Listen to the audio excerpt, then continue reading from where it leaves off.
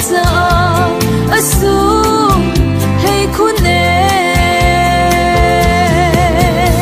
boy po dut na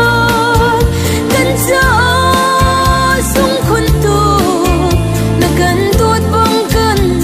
do kho lo na e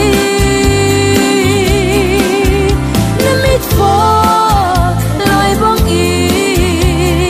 na ka kil e na ka ben ben cham kho lo dut na ka za asung tu boy bo na dut na dong chiam lo mi dut na